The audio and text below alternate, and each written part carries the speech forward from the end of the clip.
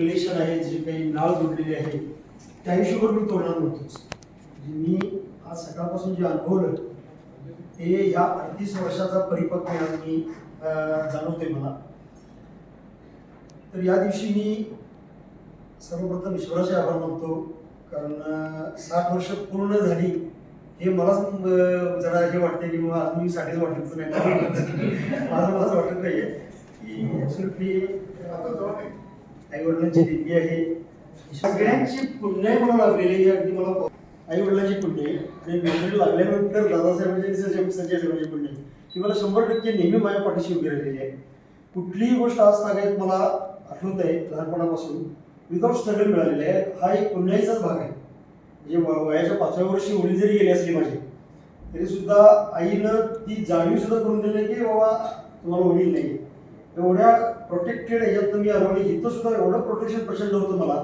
मी शिकायला वेळ बाहेर पडलो इंजिनिअरिंग कॉलेजला कराडला, तोपर्यंत मी कोल्हापूरला सुद्धा येत नव्हतो. वारणानगरकडून कोल्हापूरला मी एकटा जेव्हा आले नव्हतो 12वीकडे, एवढा मी पॅम्पर्ड होतो. आणि वारणानगरची कॉलनी ही एक फॅमिली टेबल्स होती, त्यामुळे मला बाहेरच्या जगाचा काही संबंध झालेला नव्हता. त्यावेळेला मी कराडला राहायला गेलो त्यावेळेला सबली सरांच्या रूपाने मला मोठा भाऊ मिळाला आणि नोकरीला इथं आल्यानंतर संजय साहेबांच्या रूपाने एक मोठा भाऊ मिळाला. आणि खरोखर साहेबांचं जे इथे येण्याचा जे कुठलाही एक दिवस असला तर तो एक आश्वासक, एक प्रेरणा असते. म्हणजे आम्ही अगदी जाणवले, म्हणजे ज्यावेळी तुम्ही एखाद्या कार्यक्रमात नसला तर ते आम्हाला असं थोडं तरी हे झालेलं आपल्याला एका सविचारावर आपल्याला वाटलं. कारण मी आपल्याला बोललो की कम्युनिकेशन हे तुम्ही जेवढं याच्याजवळ बरोबर ठेवता ते कुठल्याही दुसऱ्या मॅनेजमेंटचा तुम्ही एवढा व्याप असून सुद्धा अगदी मायक्रो लेवलला तुमचं साहेब हे असतं, कम्युनिकेशन असतं प्रत्येकाबरोबर. आणि मी अभिमानानं काही गोष्टी अभिमानानं मी सांगतो की तुम्ही कशा याने घेता बघा, कारण मला पाटील आडनावाचा अभिमान अगदी पहिल्यापासून आणि ते प्रत्येक वेळेला साथ होत गेलेलं आहे. आणि मला माझ्या नावापेक्षा बाहेर गेल्यानंतर कॉलेजच्या नावानं जास्त वेळ जातं. बाहेर कुठल्याही कारणानं परीक्षा निमित्तानं असू दे, कुठल्या कम्युनिकेशन निमित्तानं असू दे, मी एक अनुभवलं आहे की ह्या कॉलेजचा दबदबा बाहेर आहे. कुठेही जावा तुम्ही तर ज्या काही रिस्पॉन्स मिळतो प्रत्येक कॉलेजमधून तो ह्या कॉलेजच्या एखाद्या याला फॅकल्टीला इतका बाहेर चांगला मिळतो ते मी स्वतः अनुभवलेलं आहे. ज्यावेळी मी इथं एंटर झालो ती एक फार मोठी म्हणजे मी विसरणारच नाही. ते आमचे ज्येष्ठ काका जे भेरेवाडीचे जी साहेब त्यांच्याबरोबर त्यांनी मला एक सल्ला दिला. मी टीचिंगमध्ये जाणार आहे, वाघेला कॉलेज होतं त्यासाहेबांची सुद्धा आमचे कौटुंबिक संबंध निघून जातात माझ्या अगदी म्हणजे आम्ही एकत्र पहिली आम्ही एकत्र शिकलो. तर ते त्यांनी सांगितलं होतं बाबा तुला टीचिंग इथं कर. पण आमच्या सल्ला दिला बाबा तू असा ग्रो व्हायचा असेल तर तू सिटीमध्ये जायला पाहिजेस. त्याप्रमाणे मी इथं आलो. ज्यावेळी पहिल्यांदा दादाजी गाठ पडली फक्त पहिला फ्लोर झाला होता इकडचा चालू होत होतो. त्यावेळेला त्यावेळेची जी पाटील थाप मारली त्यांनी शाबासकीची, तर तेव्हापासून त्या भागातली मुलं इंजिनियर होत आहेत ते दादासाहेबांना कौतुक होतं त्यावेळेला. आणि जी काही महाराष्ट्रामध्ये ही नॉन एडेड कॉलेजची हे आली त्यातली पाळणी टीम जी होती, कारण आम्हाला जाणवते मी ज्यावेळेला ॲडमिशन करायला घ्यायला गेलो माझ्या वारणा कॉलेजमध्ये मी पहिला नंबरला होतो, पण कराड कॉलेजमध्ये ॲडमिशनचा विषय होतो. त्याचा अर्थ असा आहे की कितीतरी मुलांना ते संधी मिळाली नाही. म्हणजे जी चांगली एखाद दुसऱ्या मार्कानं सुद्धा इंजिनियर होण्याची संधी जात होती, इंजिनिअरिंगला ॲडमिशन मिळालं की गावातून मिळून निघायच्या. अशा काळी ज्या वेळेला खरोखर जी भूतपूर्व मुलं होती त्यांना इंजिनिअरिंग ॲडमिशन मिळत नव्हतं आणि ज्या वेळेला ही क्रांती झाली आपल्या महाराष्ट्रामध्ये त्यानंतर आता बघतोय आपण म्हणजे आपल्या कॉलेजमधले अलगणी जर बघितलं तर कुठल्या ठिकाणी एवढी आहेत की जी अदरवाईज त्यांना जर गव्हर्नमेंट कॉलेजपुरतीच कॉलेज बनायची राहिली असती तर या मुलांना त्या उंचीपर्यंत जाता आलं नसतं. म्हणजे हे जे एक पूर्ण या एज्युकेशन सिस्टीमवरती जे उपकार आहेत ते निश्चितच म्हणजे सर्वांनी मान्य केले पाहिजे. आणि तो जो काही प्रवास माझा पूर्ण हे आहे ते प्रत्येक वेळेला जो आपण म्हणतो प्रत्येक माणसाला 3 प्रकारचे एक क्वेश्चन एक बॅलन्स याच्यात पाहिजे. जो काही इंटेलेक्च्युअल असेल, इमोशनल असेल आणि स्पिरिच्युअल, ह्या तिन्हीचा इतका सुंदर विलाप दादासाहेबांच्यापासून संजय साहेबांच्यापासून सगळ्यांच्याकडे इतका प्रचंड आहे की जी कृपा आपल्याला लागते, जी पुण्याई लागते, त्यासाठी ज्या गोष्टी त्या आपल्याला घ्याव्या लागतात त्या सगळ्या त्यांनी आमच्यापर्यंत त्या पर्क्युलेट केल्या. आणि माझ्या दृष्टीने बघितलं तर ते तीच पुण्याई मला ही कारणीभूत ठरलेली आहे. त्या कॉलेजमध्ये मी अगदी असिस्टंट लेक्चरर म्हणून जॉईन झालो आणि अभिमानाने मी सांगू शकतो की प्रिन्सिपॉलच्या गैरहजेरीमध्ये मी एक दिवसाचा प्रिन्सिपॉल म्हणून सुद्धा मी या ठिकाणी सहाय्य केलेले आहे. म्हणजे रेकॉर्ड तिथं असं कॉलेजमध्ये असं मी एक भाग्य समजतो आणि खूप मला काही भरभरून या कॉलेजनं दिलं.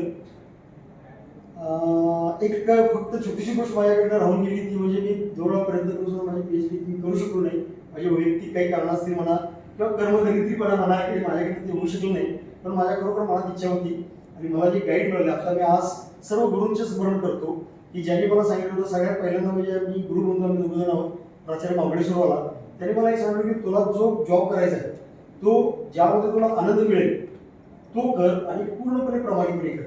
आणि हा जो सगळा इन्कल्केशन संस्काराचं जे असतं त्यामुळे तिथून मिळालं आईपासून ते त्या सरांच्यापासून आणि तिथून पुढचं जे काही आपण म्हणतो एका आपल्या डोळ्यासमोर ॲडॉल पाहिजे ते प्रत्येक टप्प्याटप्प्यामध्ये मिळत गेलं. दादासाहेबांच्या रूपानं संजय साहेबांच्या रूपानं आणि यंग घोड्यात कसं आहे तुम्ही आहात सगळी आणि आईवडिलांचं स्वप्न पूर्ण करणे हे झाल्यानंतर आईवडिलांना किती आनंद होतोय हे आम्हाला दादासाहेबांच्या ह्याच्यात दिसतं आणि तुम्हालाही ते जाणवत असेल. आणि ही जी 3 जनरेशनची आम्ही वाटचाल घेतलेली आहे ही उत्तुंग अशी हे आहे. आता सध्या तर इतकं काय म्हणू शकतो आपण फेम आणि हे जे झालेलं आहे ते इंटरनॅशनल लेवलला गेलेलं आहे आणि मी अभिमान आम्हाला वाटतो की कंटिन्युअस 38 वर्ष ह्या संस्थेमध्ये अविरतपणे काम करण्याची दोन्ही बाजूने हे लागते. म्हणजे केवळ आपणच काम करत राहायचं असं नाही आहे, ते काम करू देणे याला सुद्धा जास्त महत्त्व आहे. आणि त्या सगळ्या प्रत्येक वेगवेगळ्या पोस्टवरती मला जे काम करताना त्याचा अनुभव आला आणि माझ्याबद्दल कोणाच्या तक्रारी असतील तर माफ करा पण माझी कोणाच्याबद्दल तक्रार नाही आहे आणि प्रत्येक क्षणाक्षणाला सगळ्यांनी मला सपोर्ट केलेला आहे. वेगवेगळ्या लेवलवरती मी काम केलं त्या प्रत्येक वेळेला काम करत असताना माझ्या पहिल्यांदा मनात होती की मी कसं हँडल करू शकतो कारण ह्युमन रिसोर्स हँडल करणे हे खूप अवघड आहे. आणि त्या 22 वर्षाच्या कालखंडामध्ये एकही दिवस मला असा वाटला नाही की बाबा मला काहीतरी त्रास होते. हे पूर्णपणे क्रेडिट इथल्या सगळ्या माझ्या मित्रमंडळींना जातं. आणि साहेबांचं ह्याच्यात बघितलं तर मला एक अनुभव आहे की आपल्यासारख्या कॉलेजमध्ये बऱ्याच वेळेला अशा घटना घडतात परीक्षेच्या असेल किंवा ह्याच्यात असेल तर कुठल्याही प्रकारचा प्रिफरन्स नाही. म्हणजे क्वालिटीशी तडजोड करण्याबद्दलचे कुठल्याही प्रकारची घटना झालेली नाही आहे. आणि त्यासाठी जे काही एन्व्हायरमेंट लागतं ते पूर्णपणे एन्व्हायरमेंट आपल्याला इथं मला मिळालं. माझी जी काही आयुष्याची स्वप्न होती माझ्या आईची स्वप्न होती ती सगळी इथं पूर्ण झाली. आणि आता पूर्णपणे असं म्हणतो तुम्ही म्हटल्याप्रमाणे अकम्प्लिशमेंट पूर्णपणे तृप्त माणूस आहे. आणि या क्षणाला मी ईश्वराचे आभार मानतो की मला या सगळ्या गोष्टी अनुभवायला मिळाल्या. 6 वर्षाचा कालावधी जरी संपला असला तरी या एनर्जीमुळं माझं मनात अंतर्गत वाटतं की मी 100 वर्षाचं गेलो आणि त्या 100 वर्षात माझं आयुष्य आहे हे माझी पूर्ण सर्व्हिस 38 वर्षाची मी दादाचं म्हणून डेडिकेट होतो. आणि संधी मला ही दिलेली आहे मी अगदी प्रामाणिकपणे आणि बॉटम ऑफ हार्ट मी असं सांगतो की माझा क्षण आणि क्षण आयुष्यातला या संस्थेसाठी मी इथून पुढे यायचे. आणि ह्या याच्याबद्दल साहेब व्हेरी मच थँक्यू. आणि मला हे सरप्राईजच होतं आणि कुठंतरी मला तो एक बॅकअप पॉईंट खात्री होती की ज्या गोष्टी एक इंट्युशन असतं की प्रत्यक्ष साहेबांबरोबर बोलणं खूपच कमी झालं. आणि मला आणि आवर्जून सांगायचं वाटतं की माझ्या मुलगीच्या लग्नाला साहेब आलात ना तो मला क्षण मी अजिबात विसरू शकत नाही. म्हणजे अजूनही मी घरात आपण काढली जाते की संजय साहेब म्हणजे लग्नासाठी आले आणि आशीर्वाद देऊन गेले मी तो क्षण अजिबात विसरू शकत नाही. सगळं माझ्या फॅमिलीचं इतकं चांगलं चाललेलं आहे. मुलगा आता विप्रोप्रेमित आहे. मुलगी आता मी आजोबा होईल थोड्या दिवसात कारण मला तो एक आनंद आहे. आणि खूप छान मला सगळं आयुष्य मला मिळालं आणि मी सदैव आपल्याकडे